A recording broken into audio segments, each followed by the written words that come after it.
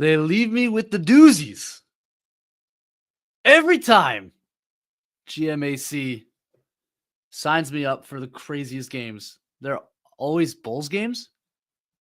Wow. Welcome to the Knicks Film School Postgame Show. Benjy Ritholtz here with you, presented by BetUS, I should say. That was wild. What a strange game. From the tip, it started with the most pickup game-esque feel that I've ever seen in an NBA game for the first quarter. Teams just running up and down, chucking threes. It was like the All-Star game never ended. And mostly missing them, both teams. And the Knicks kept finding a rhythm and then making some bonehead dumb plays to allow the Bulls back in. They'd go up 6, they'd go up 9. They'd let the Bulls back in, and that basically was the pattern for the last 3 quarters of the game. And then you got to debrief an entire crazy sequence at the end of regulation, an unbelievable Mikal Bridges block that goes down as one of the clutchest plays of the year. And just to focus in on that for a second, that was a brilliant play call by Billy Donovan, who knew that Precious was going to switch off of the big and knew he'd have a guard or wing pinned in the paint with Vooch.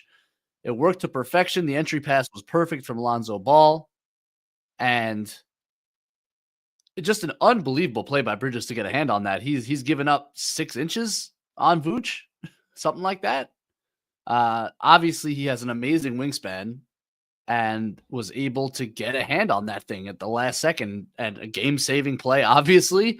This postgame would have a very different tenor had he not made that play, and I don't think you can talk about this game without that being the headline. A game-saving block by Mikal Bridges, who has been maligned for his defense, certainly early in the year, got off to a tough start defensively, wasn't giving you what you thought the Knicks had signed up for, trading everything for him.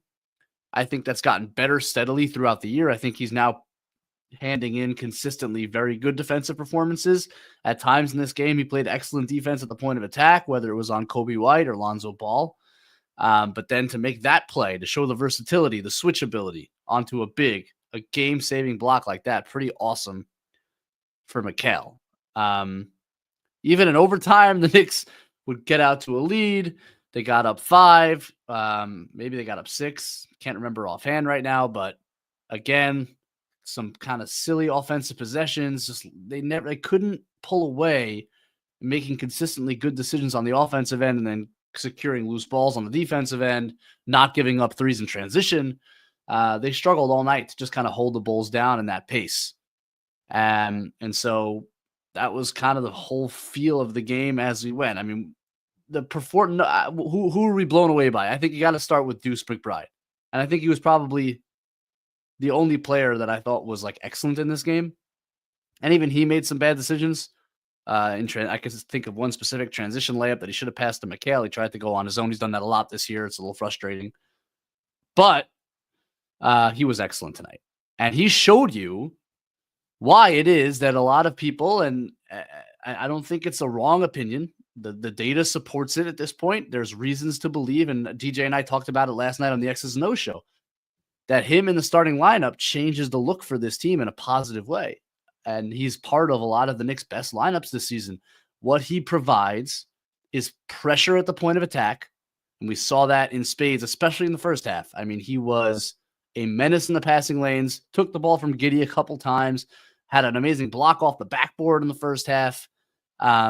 And then the three-point shooting, and his three-point shooting is just fundamentally different than anyone else the Knicks have right now because of his ability to pull from above the break with confidence. Mikal Bridges doesn't do that. Saw it again tonight. Didn't make any above the break threes. Was way off on a couple. OG Anunoby, when he plays, isn't a great above the break shooter. Josh Hart, certainly not a confident above the break shooter right now. And so to have that quick trigger at above the break is really valuable to this team. And we saw it tonight. McBride making a bunch of threes at key points in the game, including a crazy step back in overtime that might be forgotten because it was so early in the overtime period. But the Knicks offense, the first possession was a turnover. The second possession went nowhere. Deuce is isolating somehow with the ball with 5 seconds left and gets off a crazy step back three over the top from the top of the key and makes it. That was also a game-saving shot. So the combination of pressure defense at the point of attack and the three-point shooting, the quick trigger above the break, even if the percentage looks similar right now to a guy like Mikal Bridges, you feel the difference gravity-wise with his ability to shoot it from anywhere on the floor. And look, he supported all those arguments tonight. It's hard to push back on at this point. I don't think they're going to move away from the starting lineup once everyone's healthy. But it's fair to certainly wonder if they should stagger lineups and get out subs quicker so that the starting lineup plays a little less together and Deuce McBride plays in combinations with the starting lineup more. And you saw why tonight. He was excellent. He was excellent. Brunson and Towns had weird games, kind of high value, volume, low efficiency games for their standards. Cat's third quarter was crazy. The thing I would say about Cat, and I've been on this take now for a couple weeks, sometimes the big Cat games and the big Cat quarters can get a little unserious. And so when he's bursting out offensively, he's often given a lot back on the defensive end. He loses a little bit of focus on that end. And so sometimes you'll see those outbursts not coincide with big changes in the scoreboard. Some of his best games this year, including one against the Bulls earlier this year, including the Atlanta game they ended up winning, but almost lost. Some of his biggest games, they don't always go well for the Knicks, whether it's too close to call, like this one, or the Atlanta game, whether it's a loss like his 60-point game in Minnesota last year. Like, it just feels like sometimes his high volume, high scoring games don't translate to winning all the time. But still, you got to give him credit for after a really rough first half, finding his offense to a huge degree, made some very tough shots in overtime. His two-man game with Brunson, especially on pocket passes, was really effective in overtime and in the fourth quarter. That's great to see. Obviously, their chemistry continuing to improve. Brunson made one clutch shot, missed a bunch of clutch shots, but made a key play on a loose ball. Although the Knicks didn't end up scoring on the possession, gave him a chance, just kind of rushing for an offensive rebound in a way that Brunson, you don't see that kind of winning play from Jalen Brunson very often, where he's chasing after an offensive rebound with Lonzo Ball, secured another chance for the Knicks to score. He's just a winner, right? He makes winning plays. He drew an offensive foul and a moving screen late in the game. So not the best offensive Brunson game by any stretch, but did make a clutch shot, made some clutch plays on both ends of the floor. Josh Giddey is like the best player in the league against the Knicks. It's crazy. He made every three. Like, I don't know where that comes from. Why does it always happen against the Knicks? That guy kills the Knicks in the second half. How many points did you have in the second half? I got to look it up. He destroyed them in the second half, both in the paint and from three. And the Bulls made some tough shots there to really get that game to overtime. Vooch's kind of rainbow three off the inbounds pass. So the Knicks didn't get super lucky in terms of the shot making. But then again, Lonzo Ball missed a wide open one from the top of the key just before that. Man, I'm still digesting that game. I don't know if there's any like big picture takeaways from it. Like, it's a weird vibe. You're missing two of your starters. The Bulls are a weird matchup and team with the pace that they play at, with the amount of threes that they get up. It's the first game out of the All-Star break. The whole vibe and feel was a little weird. I'm not going to make any grand proclamations about this game. It makes tomorrow night obviously a little tougher against Cleveland. You have a back-to-back now after playing an overtime game and some really heavy minutes, which you would have liked to avoid, but you got the win. You did get the win, and as Tibbs always likes to say, I'd rather learn from a win than a loss. And they're finding ways to win these games. Now it's back-to-back overtime wins, not ideal performances, but you find a way to pull them out. You take positives away from that, even against not the best competition in the world. Precious Achiuwa, what a weird game.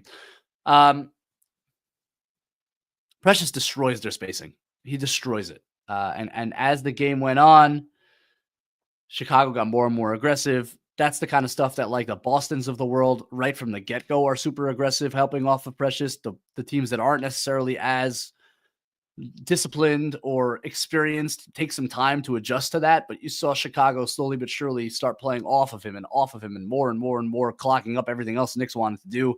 When he's in the corner, he just damages the spacing so much. And there were a couple plays where Brunson hit Towns in the pocket and the defense collapsed so quick on Towns he couldn't get to the rim. And if that's OG Anunoby, it's probably a layup or a dunk. But when it's Precious Achiuwa, it ends up being a turnover or a missed floater because the help is so strong off of Precious. That said, the versatility he provides defensively, and I was so happy to see Tibbs go to Precious on Vooch a lot of the second half and move Towns onto their lesser wings, whether it was Bazelis or whether it was their second round pick, who I'm blanking on his name, Phillips. They have that versatility with Precious. And by the way, I hope that they can translate some of that to when OG's back, because OG can guard Vooch. And you can make OG now the one that's put pressure as the guy who's guarding the screener. And Towns can be a little less involved if you have a lesser wing to stick him on. That's, of course, what Minnesota did, which brought out the best defense in Towns. We saw some really nice possessions, interplay between Towns and Precious defensively in overtime, especially with that matchup shift, which I liked. And as I said on the X's and O's show last night, as I said in my grade book, the rest of the season to me is about how we figure out Karl-Anthony Towns defensively. And so to see in the first game out of break, maybe here's your big picture takeaway of the night, because I don't have many, but this is a big one. To see Tibbs already toggling, shifting lineups for Towns to guard the 4 and have Precious guard the 5. That's encouraging to me. We're going to start to see Tibbs pull some levers that he's avoided until now, experimenting, I hope, with different looks for Towns to start getting some consistent stops. Chicago can be an explosive offensive team. I thought for the most part, the Knicks held them down, so that's a good thing. And I think part of that was shifting Towns around assignments. I thought Landry Shamet gave solid minutes off the bench again. That's 3 straight for him. Made a key 3. The defense was solid. So good for him. He continues to at least build trust, which I'm not so high on Landry Shamet. I don't think he's going to be in the rotation come playoff time, but as a fill-in, it could be very valuable. You saw that tonight. Ariel Hukporti, haven't gotten to him yet. Very happy with his performance. You have 6 fouls. You might as well use him as the backup big. I have no problem with him picking up 4 fouls, though some of them were strategic fouls and good fouls. His ability to hedge out on pick and roll, the mobility that he shows defensively, multiple actions, and then the help side block that we saw as well. His activity is really exciting. His versatility defensively, his ability to move his feet. You like to see it. Obviously needs to build up a little discipline, just calm down a little bit. But that's part of the process for a rookie big. And I think they have to be happy with where he's at. And made a Hartenstein floater as well, which was very exciting. So a lot to like from Hukporti. And that's kind of all the performances. Again, I don't think it's a very important big picture win against a team that can't decide what it wants to do in terms of tanking. It's just extremely mediocre team. But they give the Knicks some problems with their pace and their 3-point volume. And to get a win against that team, even they haven't beaten them yet this year until now, that's a good thing. That's a good thing. And we'll see how it goes tomorrow night against Cleveland. That's a whole different ballgame. But with that, I think we can hit the super chats. Kev is on the 1s and 2s. He is the best. Andrew's not on the 1s and 2s, but he's here. That's right. Hi, Benjy. How are you? How are you, brother? Thanks for giving me another doozy, my man. You got a W. You finally got to do a post game after the Knicks played the Bulls and actually beat the Bulls. How about it? Benjy, this is cause for celebration. I am celebrating. Don't you see it on my face?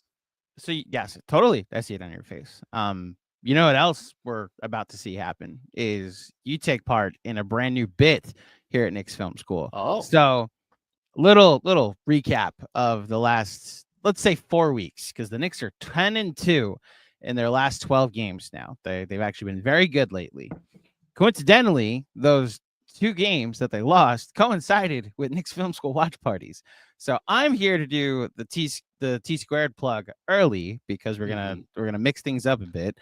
Join us tomorrow for Knicks against the Cleveland Cavaliers. They will take on the Cavs at 7 p.m.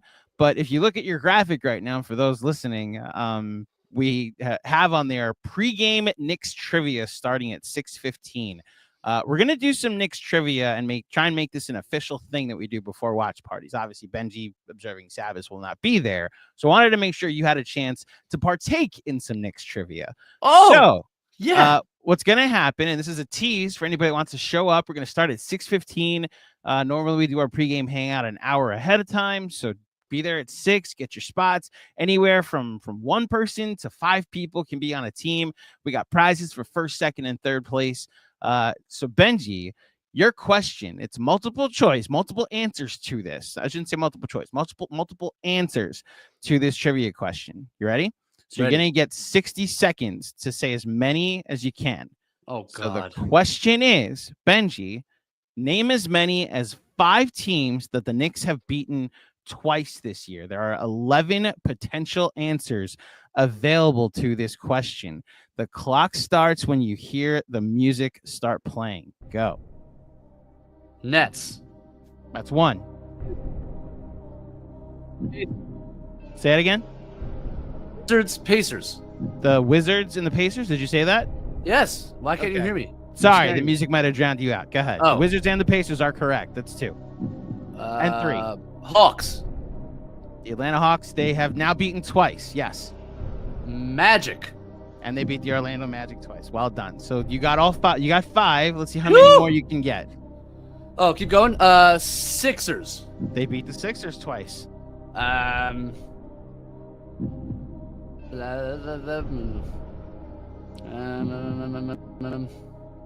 Kev, you want to jump up and help him? Conference. You're muted. You're muted, Kev. Milwaukee. Oh, Milwaukee. You guys got 7. See how many more you can get before the buzzer sounds. Denver. Denver. Oh, Denver.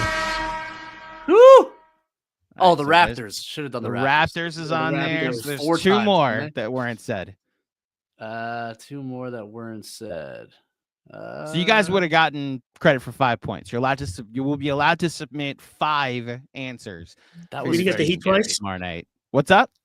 We They didn't get the Heat they twice? actually only Oh, yeah, played they the once. Heat once Played the this Heat year. once. Yeah. I thought, I don't think they had. No, the there's 2 Heat. more answers. Charlotte. Said 9. Charlotte. Charlotte is 1, Charlotte. and there's 1 more. Uh, It's the only 2 times they've played this team this year. West or East? West.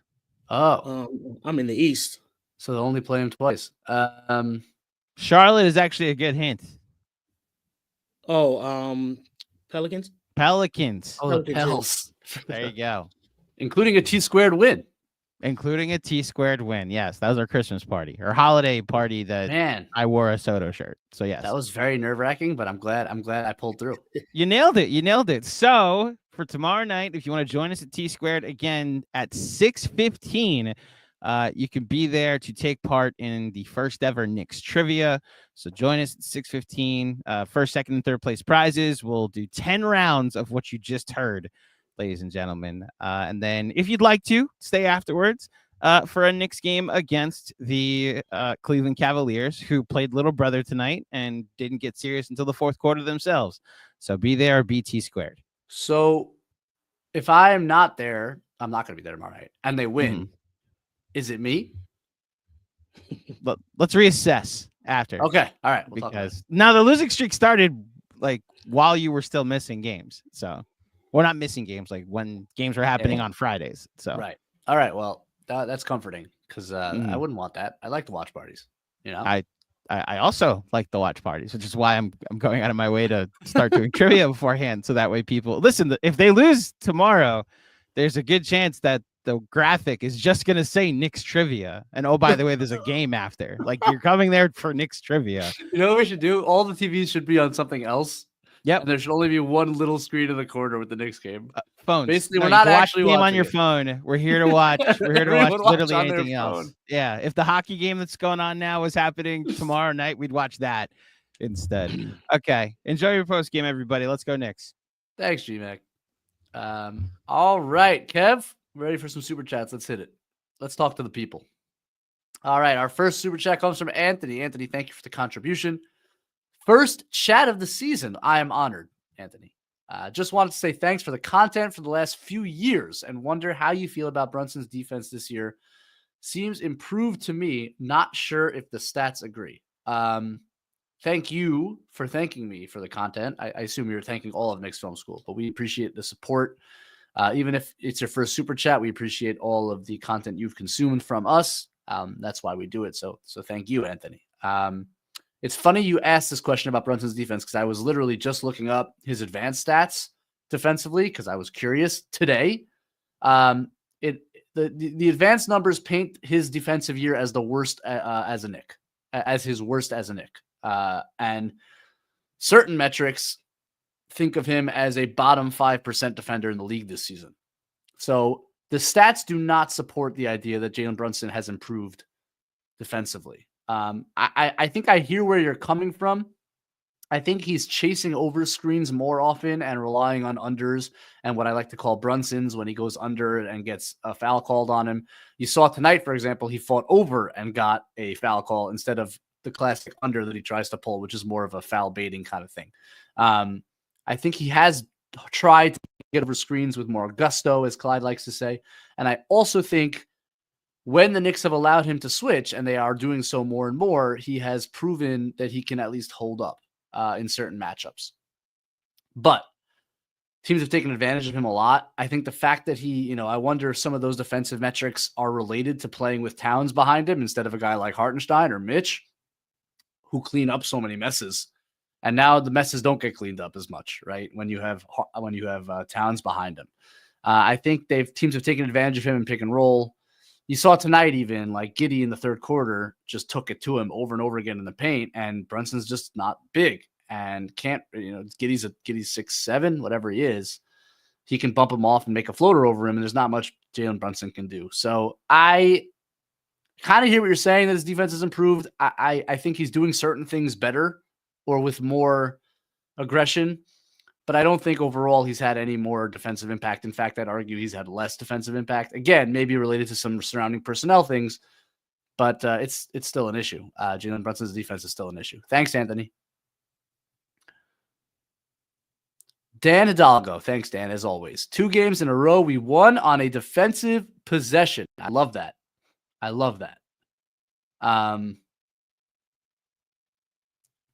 Really 2, because the Mikal Bridges block kept the game going. And then the last defensive stand, that was a terrific job defensively. A switch everything scheme. Good job by Tibbs getting DeLon Wright in there and getting Shaman in there and getting his 2 stars out. Now, again, that's a unique thing that the Knicks have to deal with, that the 2 stars are not on the floor at the end of the game. I'm not sure there's any other team in the league that pulls out their 2 best players for a defensive possession at the end. But I thought it's the right move. And DeLon Wright, when they brought him in, it's funny, there was a possession at the end of the first half against Atlanta. So there was a whistle. And Atlanta inbounded on the last. There were probably 6-7 seconds left. And Tibbs left Jalen Brunson in the game. And Atlanta came straight down. Trae Young hit, I think, Okongwu in the pocket.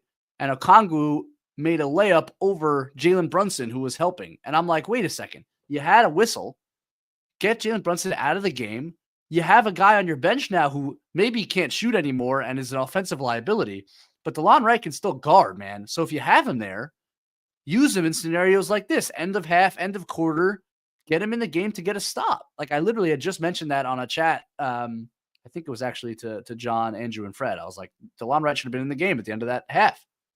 And sure enough, second half tonight, he finds that formula and he gets DeLon Wright in the game. Not that he made any specific plays, but just the idea of the switchability, his ability to guard up, get deflections, all that stuff is still really good. So I'm glad he went to Wright there. But yes, to your point, Dan, finding a way on defense to get the stop. It should never have gotten there. Their offensive possessions down the stretch were terrible, both in regulation and overtime, I thought. But the confidence to get a stop at the end is really important. They're going to have games like this in the playoffs where it comes down to what you got to get one stop. And can you find the right personnel in those scenarios? And then can you execute properly? The one thing I'll say is prior to the Bridges block was a terrible breakdown, miscommunication where Lonzo Ball caught the ball top of the key and had 5 seconds to shoot. For some reason, took an extra dribble and ended up clanking it as Precious kind of recovered to him. And the Knicks have had a couple of those in late game scenarios defensively where they screw up a switch or don't switch, or one person thinks they're switching, one person doesn't. I think there it was McHale and Precious who had the miscommunication. Got to clean that stuff up. And so it wasn't perfect, but Bridges gets the block, and then the last possession in overtime was picture perfect defensively. Excellent, excellent stand. Precious on Kobe White there, not falling for the pump fake, not fouling his hair. God forbid we did that again. He gets the pass to Vooch, and then, okay, now you're giving up a fadeaway too. You can live with that even if it goes in, but you didn't give up a 3 that could have lost you the game. You end up giving up a contested long 2. That's perfect defense. That's a great point, Dan. Thank you for the contribution, my friend. Matt Knicks from Scotland. Wow. That's awesome. 12:30 a.m. tip-off, up at 6 a.m. for work. You dog. That's incredible stuff, Matt. I don't know how you do that. That's fantastic. Back to watching the game in the morning and listening to the post-game pod in the car. Take me back to NYC. Hey, man, that's so cool. Hope you have a good day at work. That's crazy. Yeah.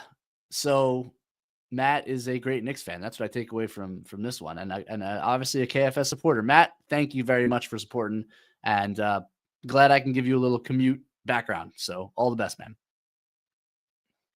D-Bro, Huckenstein with the 1 dribble push shot. He's good.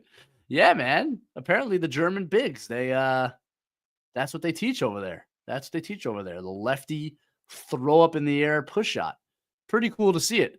And I thought, by the way, like that, he made that push shot after he literally looked like he was going to collapse on the floor. He was so out of breath. He had played a long stretch. The game was at such a crazy pace. He doesn't play all the time.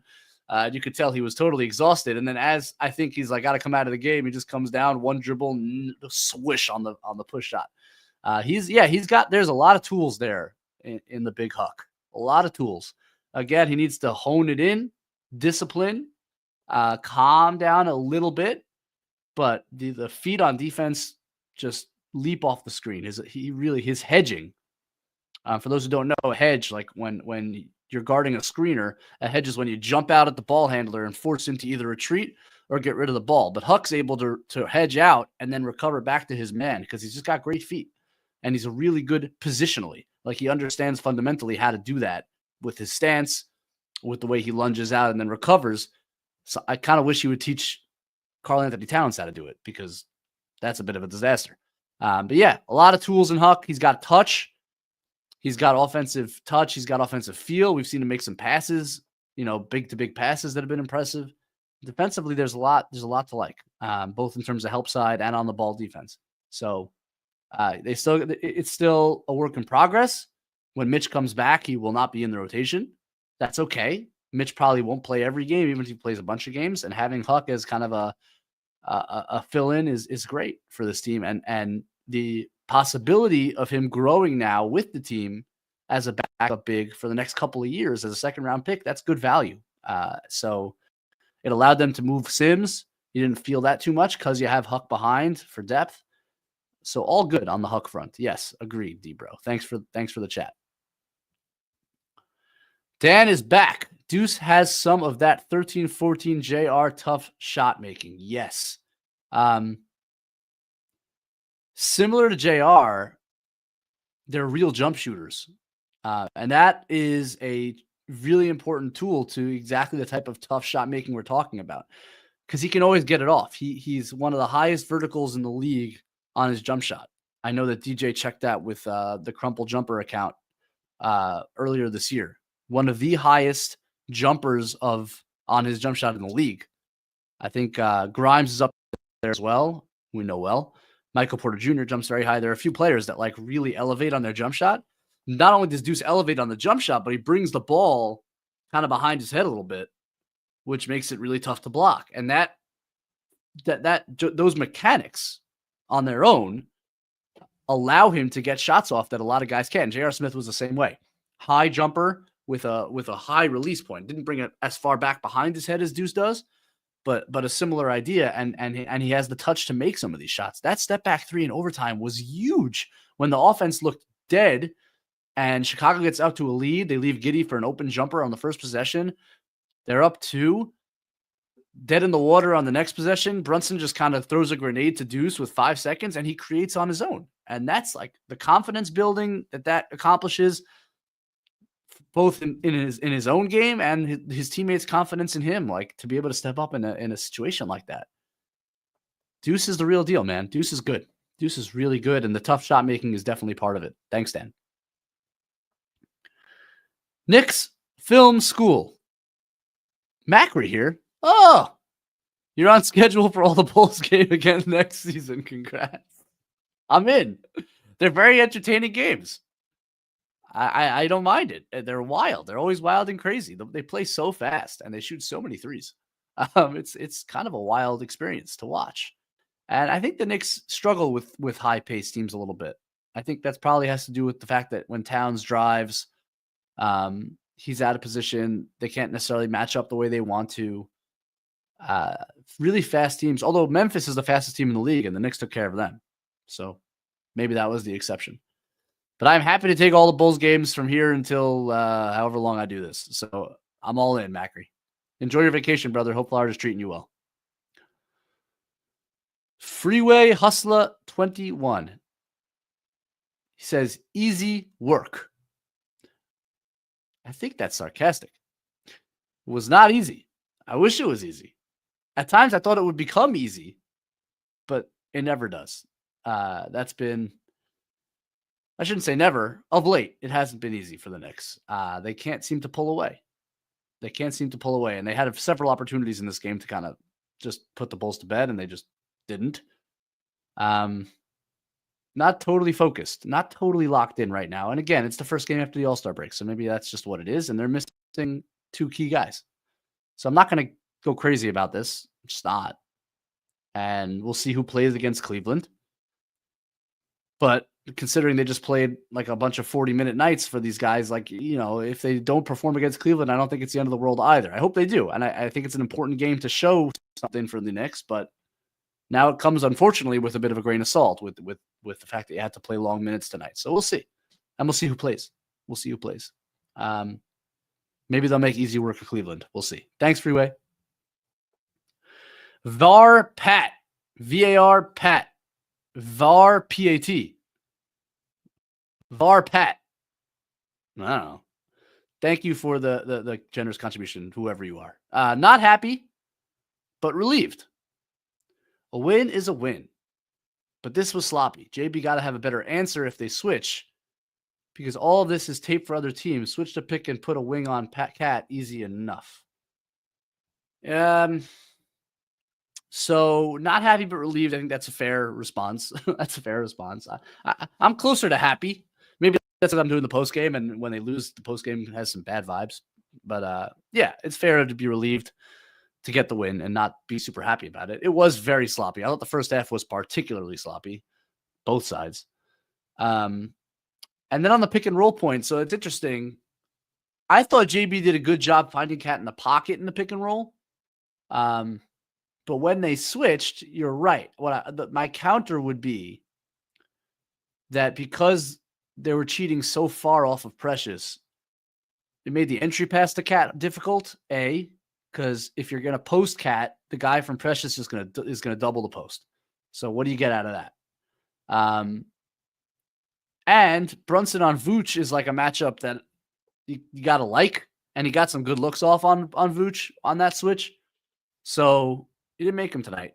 And that's okay. I don't know if it's, I think in general, the wing on Cat strategy has frustrated the Knicks. That is true. I didn't think tonight was really an example of that because Vooch guarded Cat for most of the game. And on that switch itself, so when a wing ended up on Cat because they switched it, I thought the Precious issue, which obviously wouldn't be an issue if the Knicks were healthy, because that's OG Anunoby in the corner. Maybe it's Josh Hart, and maybe you do have Josh Hart can do so many other things and cut and be the entry passer and whatever, just more than Precious can do. So I think you can solve it that way. But I enjoyed the Brunson Cat two-man game, even late in the game. I thought they found some solutions, especially in the pocket. Cat made one little floater in overtime off a pick and roll pass from Brunson on the baseline. I think they're still working through it, but I think they did a pretty good job tonight. Thank you, VAR Pat. G-Bo. Thanks, G-Bo. Bridges with the best defensive play of the season. Indeed, it was. Special play.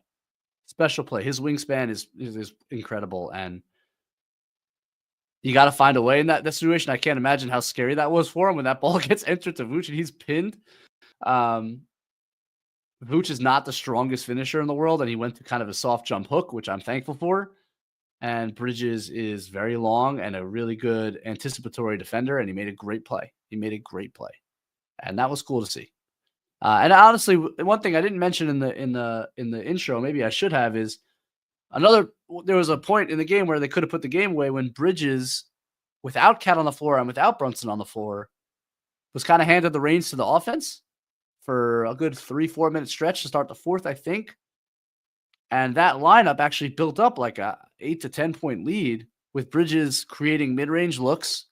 Man, he has some crazy ways to use escape dribbles off the catch, like push dribbles out to create separation that's very cool. And one time I'll just kind of like break down all the situations where he does that, because he's pretty amazing with both hands, just kind of pushing his dribble to open space and then rising into his jumper. And he also found Landry Shamet for a corner three during that stretch. And I thought they were going to put the game away right there. And then that lineup stayed in the game and just made some unserious plays, and back came Chicago again. But that was great to see. And it was good to see Tibbs trust him with those two stars off the floor to run the offense. And what I always say about those lineups when Bridges runs things is there's a ceiling on it, because a lot of the shots you create are long twos. He doesn't really get to the rim off pick and roll. And he's not a great passer off pick and roll where he's going to create threes on his own. Now you can survive that way, and it's important to have that in your bag. And Bridges, his ability to create those shots is important to this team, especially late in clock or when those two are sitting. Be able to run offense in a pinch and get a quality look, even if it is a long two. You're not going to win a lot of games that way. Brooklyn tried it, right? When he's leading your offense, there's just a hard ceiling because of the kinds of shots that he creates. But it was an important stretch of the game. So credit to Bridges for that as well. Thanks, Jibo. Kevin Danishevsky, W is a W. Thought Mikal with an awesome fourth. Yeah, that's just what I was talking about. Exactly, on both ends. Dude starting some real conversations. Talked about that as well. He is. Love the D lineup. I assume that means the end of the game lineup. Precious should be out of rot. I assume that means rotation when the New York Knicks are healthy. Kev, cosign. I cosign. I think Precious is a really good innings eater for this team. He's the fifth starter that over the course of a year, when you have injuries, he can come in and give you 5-6 innings, give up 4 runs. But you're just happy he got out there and he gave you some innings and he saved the bullpen, right? That's Precious. He's a big body. He's a good defender. He can play the 4 or the 5. He's not going to kill you. But when push comes to shove against the great teams who can expose him on offense, I don't think he can play, especially because the Knicks do play Josh Hart and they're going to play Mitchell Robinson. So, like, where can Precious fit in? There might be a matchup if Boston goes small, where you want him at the 5 for certain possessions. Good trick to have up your sleeve. He's a fringe rotation player in the league right now. So a nice tool to have in the toolbox, but not one you have to take out every night. I think that's fine. Thank you, Kev.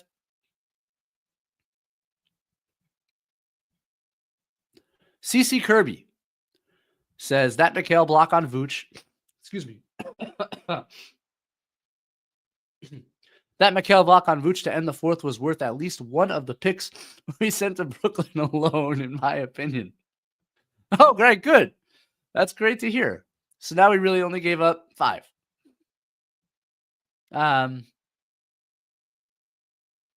Mikal's had a really interesting year.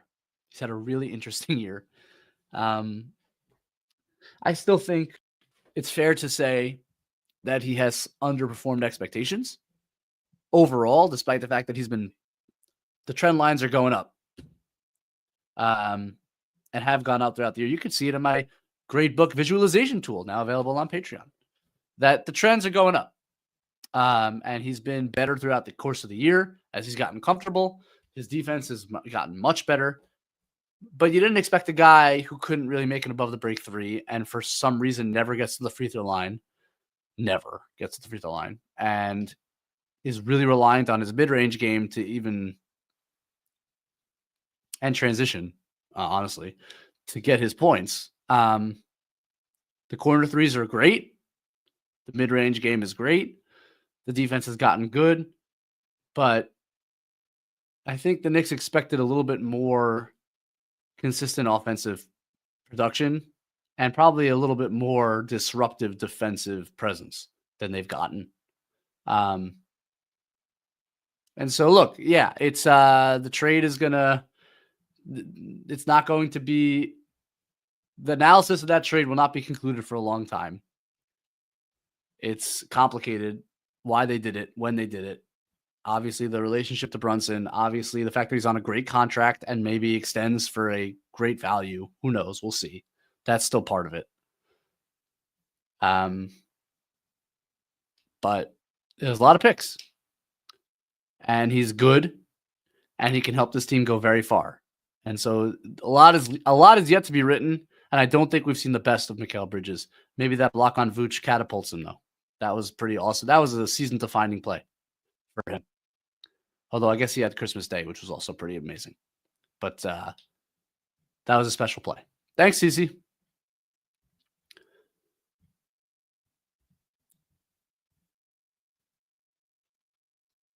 What do we got next, Kev? I think we're going to do a quick word from BetUS.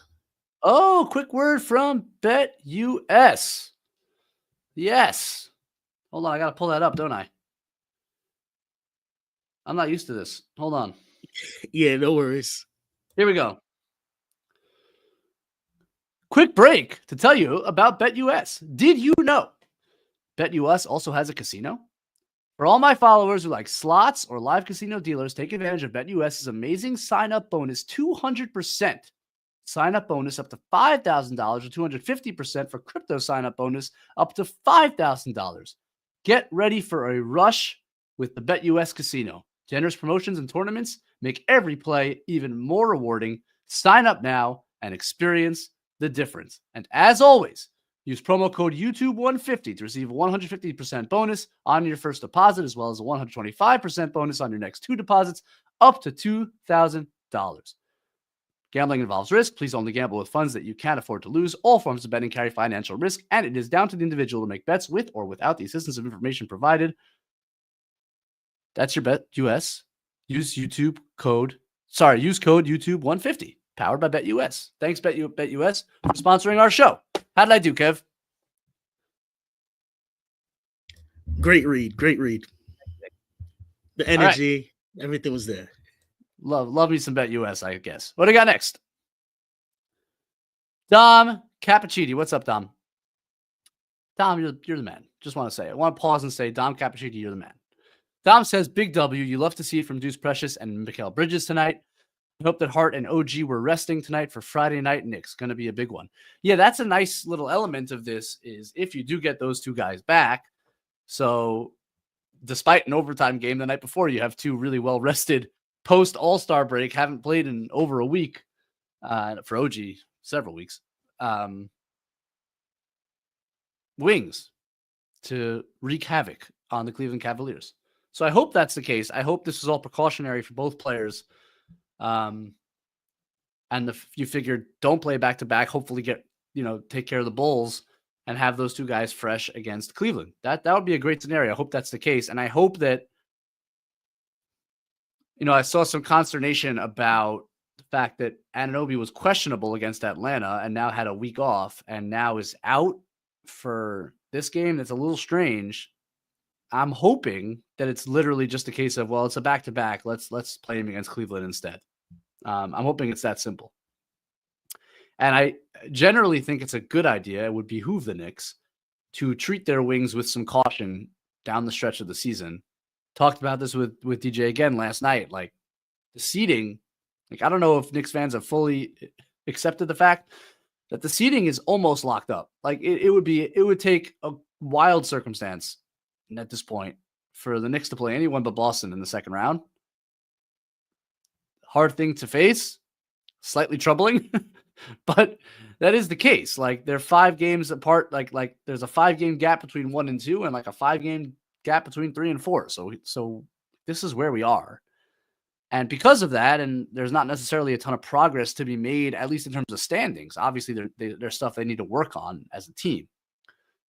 But you push so hard over the first 50 whatever games, it would really behoove them to take it easy on their wings down the stretch here. No, like try to avoid the 40-minute nights, certainly with OG coming off an injury and certainly with Hart with a sore knee. Like, let's be intelligent about how we deploy those two guys. Bridges seems to be able to play 60 minutes a night and never sit. So maybe he's an exception to the rule, but certainly OG and Hart, I think we should proceed with caution. And maybe that's exactly what they did tonight by sitting both of those guys on the first end of a back-to-back. So that's the hope. That's the hope. Thanks, Dom. Fred Katz. Can you listen to a live stream at 1.5 speed? All right. People in the chat. Am I crazy that I listen to every podcast on 1.5 speed? Kev, tell me what the people are saying. I don't think I'm crazy. I find it very slow unless I listen on 1.5 speed and sometimes even 2 speed if the guy's really a slow talker. But the reason this comes up is because I got fooled by Bill Simmons. Some of you may know him as the Podfather, who did a podcast with Rob Mahoney several days ago, 5 days ago, that I just caught up on today, where he starts randomly talking about all the first round picks that can change hands based on where teams finish this season.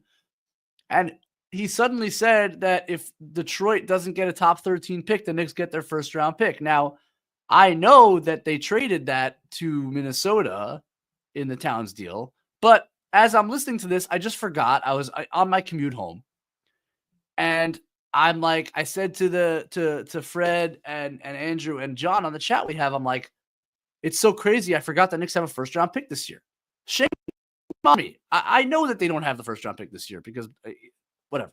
Because Bill's like, yeah, Detroit's going to finish in the top 15. So like the Knicks are going to get that pick. And I'm like, yes, the Knicks are going to get that pick. And I just forgot. And so they're like, what are you talking about? And I screen record the thing and I sent it to them. And other than their reaction being, you're an idiot, of course they traded that pick. Their other reaction was, are you insane for listening to this podcast on 1.5 speed, which I didn't even notice I was doing because I always do it. And that's how I think Bill Simmons talks now, is on 1.5 speed. And that's why Fred wrote this chat. And most of you probably found that very uninteresting, but I just wanted to share that is what happened. Now, I think I retain the information, although maybe this is proof that I don't because I forgot the Knicks traded the pick for a second. I don't know. I just can't listen. I can't. Kev, thank you. 1.5 speed is fire. I know. That's the only way to listen. You people live very inefficient lives if you're listening to podcasts on regular speed. Anyway, thanks, Fred, for launching me into that rant. What do you got next? Jessica, always a pleasure to hear from you. Hope all is well. Jessica says, Mazel Tov, having a W for your first post-All-Star post-game hosting. You too often get stuck with stinkers. Thank you for all the great work on Patreon. Jessica, that's very kind of you for several reasons.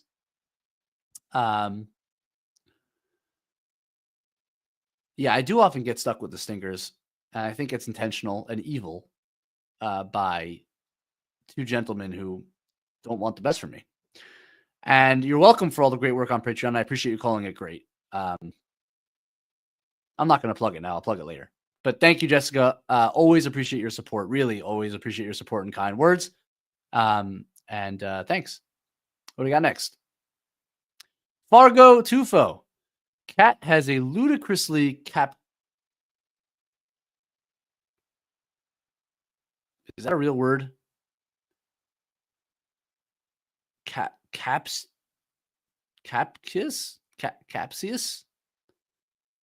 That's not a real word. I think it means capacious. What does that mean? I don't know how to address this comment because I don't know what it means. You gotta look it up. Big roomy. Big and roomy? That's what Merriam-Webster said. Let's see. Capacious. Having a lot of space inside, roomy. Capacious. Can you use it in a sentence, please? Capacious. Cat has a ludicrously capacious bag. He has a roomy bag. He has a lot of space inside of his bag. I don't know what he means. I don't know what it means. Does he? Did he? Let's assume that capacious bag, Fargo, means that he has a lot in his bag. Not just that he has room in it, because having a lot of room in your bag doesn't mean that you fill it with anything good. I don't even know. Is that a proper adjective? I don't know. So I'm assuming what you mean by this, and maybe I'm sure I'm the idiot. I assume what you mean by this is he has like a lot in his bag. Did he display that tonight? That he has a lot in his bag? I don't look at him quite like a bag kind of player. I don't think, he scores easily. Someone pointed out to me in a comment recently that Brunson works so hard to score and Cat scores so easily, and it's so true. He scores so easily because he obviously the three and the jumper is so simple for him, and he doesn't really jump and just like releases it and it goes in a lot. And then he'll catch. He said he's a simple finisher. Like he catches and he goes right to his little finger roll or dunks. And then he has this high stepping crazy drives that sometimes work in the first half tonight. Like when he goes left, like you always want to close out to Cat's right hand if you're a defender, because when he goes left, he's going to finish with that fadeaway floater every time that he thinks he gets a foul call every single time, and he never actually gets the foul call ever. And the first half, he missed like 6 of those because they were closing out to his right hand. He has to dribble left, and he's taking that stupid fadeaway floater. And when he does miss that floater and doesn't get the foul call and complains about the foul, it inevitably ends up in the 3 on the other end, which is very frustrating to me. So all that is to say, he's like so crazy talented offensively, but I don't know if I'd call him like a bag player. He made one sick fadeaway in overtime, though. That was dirty. But yeah, I don't know. I don't know what you really mean, Fargo. And I don't know if I agree with you, but I respect you as a human, and your vocabulary is obviously exquisite. So thank you for the super chat. Benny Bills, 26. Hey, Benny. Watching this tomorrow, hope comments are positive today. A win is a win. Side note, in the playoffs, Mikal mid-range game will shine when D tightens. Comments have been positive. Capacious. The comments have been capacious. A win is a win. A win is a win. You got to find a way to win. They found a way to win. And agreed. We talked about it a little bit already. The Mikal mid-range game in the playoffs is such a handy tool to have. And his ability to get it off, the high release point, the way that he can just like for a few possessions there lead your offense and get you a quality look. Now it's not like the hyper efficient looks that a Brunson might get you, but it's good looks, and that's really valuable. And to your point, when defenses do tighten up and you have to create more one-on-one shots, that mid-range game is going to be very valuable. And we've seen him especially against small defenders. So you think about in a Cleveland series, potentially, if you ever get there, his ability to post up Garland or Mitchell, especially in transition, but even in the half court, is going to be key because one of those guys will be guarding him. So that's important as a weapon.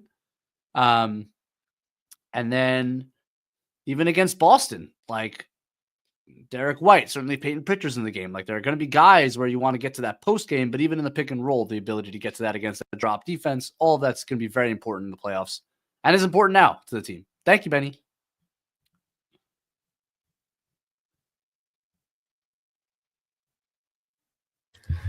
I think at this time we should have a word from our good friends at T Squared Social.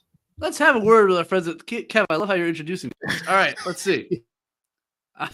Are you like you're private chatting me and I'm not seeing it? Is that what's happening? Yeah. I noticed you were looking. 100%. Yeah. Listen, I don't do this enough to be in a good groove. All right, here we go. Time for the Out of Town Scoreboard, presented by T Squared Social. You heard Andrew talk about T Squared Social earlier. We're going to have another watch party there tomorrow night. I won't be there, but a lot of our good friends at KFS will be there. You should enjoy their company.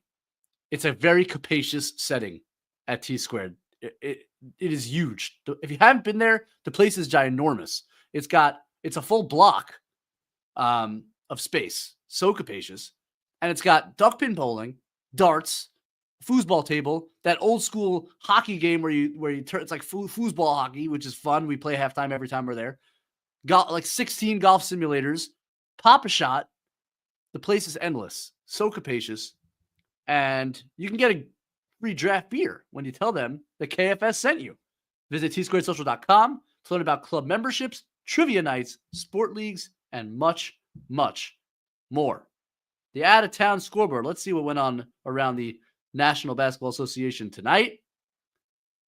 Let's see the games that have concluded. The Boston Celtics defeated the awful Philadelphia 76ers 124-104.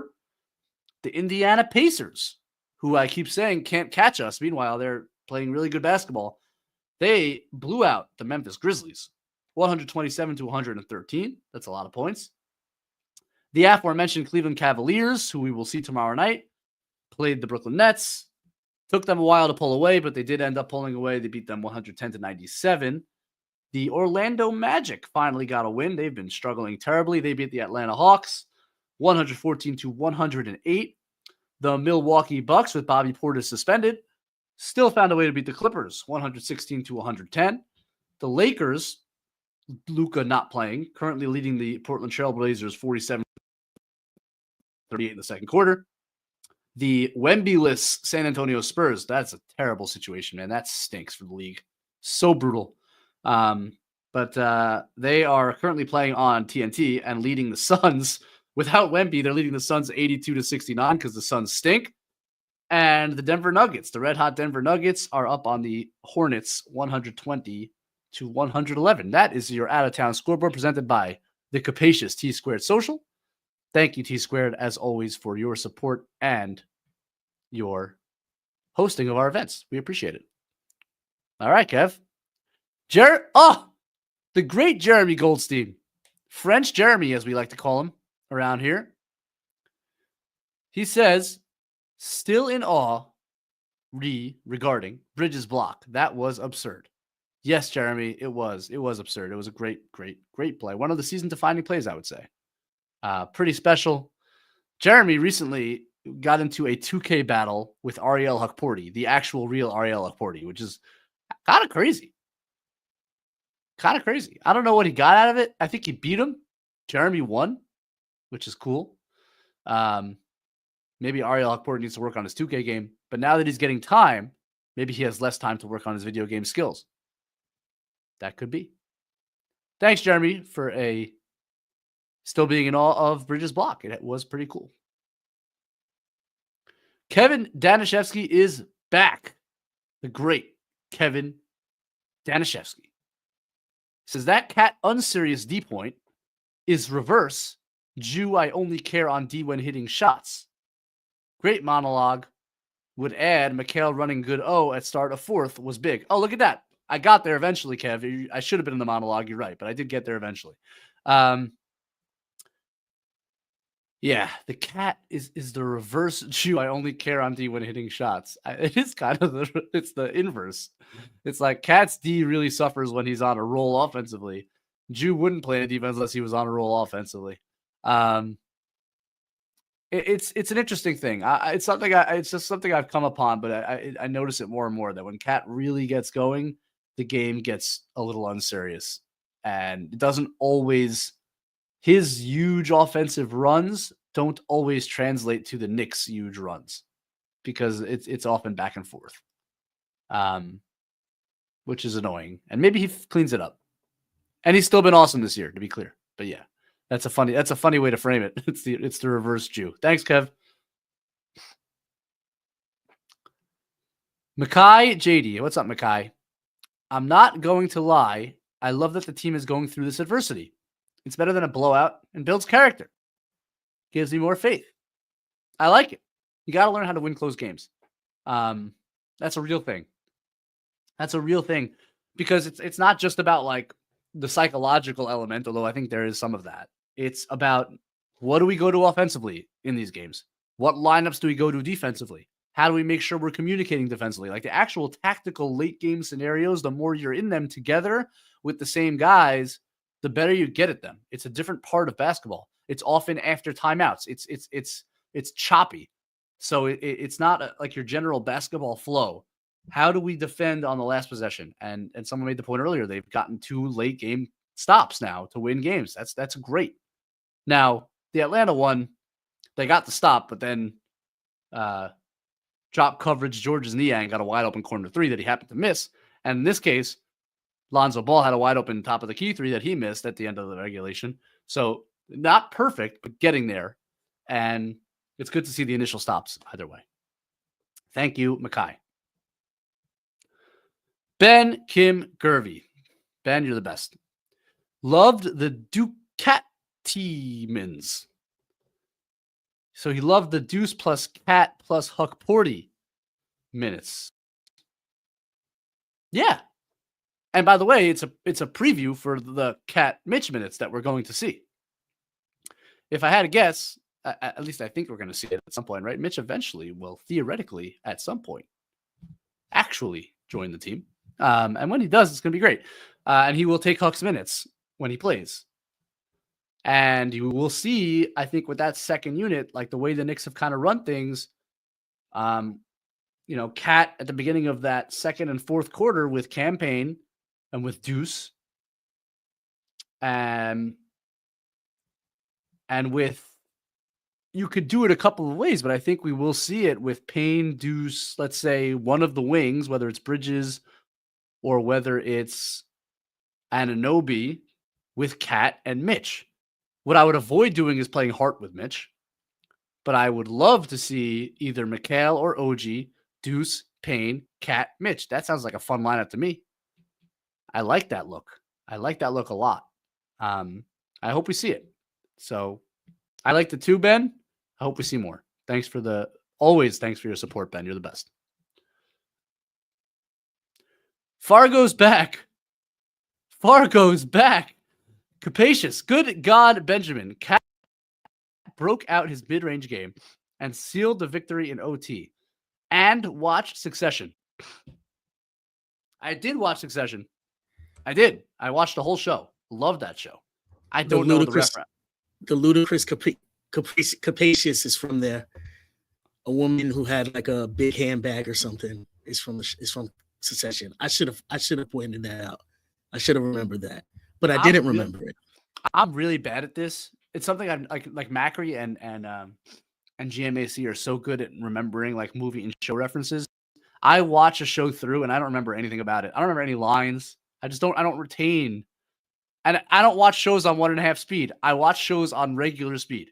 So you can't blame me for watching on faster speed. I just don't retain lines. I have no recollection of Capacious in Succession.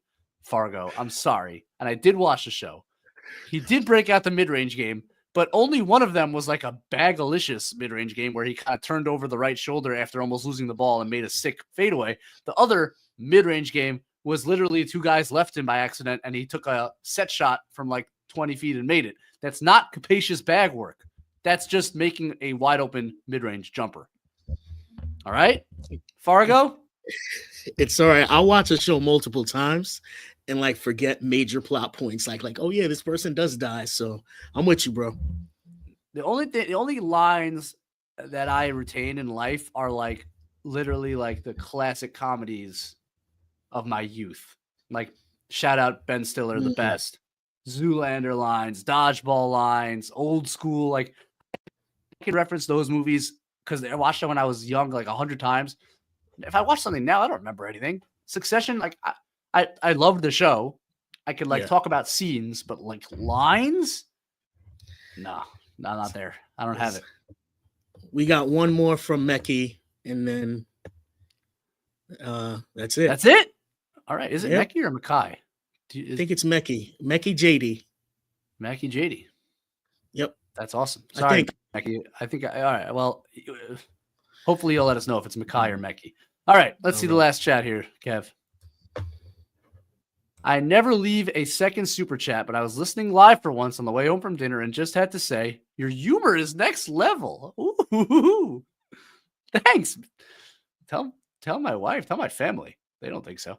Very entertaining. I was dying. Thank you. Thank you. Wow. Is that really how we're going out, Kev? With just an unabashed compliment to my sense of humor? I don't get that every day. That's lovely. Wow. I need more super chats now. That's all we got, Kev? Let's talk about something else. I can do a comedy routine. We can talk about whatever you want. Succession. Capacious. We have capacious time. No, we don't have anything else. All right. Thank you, everybody, for tuning in to the Knicks Film School Postgame Show presented by BetUS. Please like this video, subscribe to our channel, leave a 5-star rating wherever you are listening to this episode. It always helps us to do what we do. Your reviews, your likes, your subscriptions are always welcome. I will now be turning to my grade book to write an article about this game, break down each player's performance.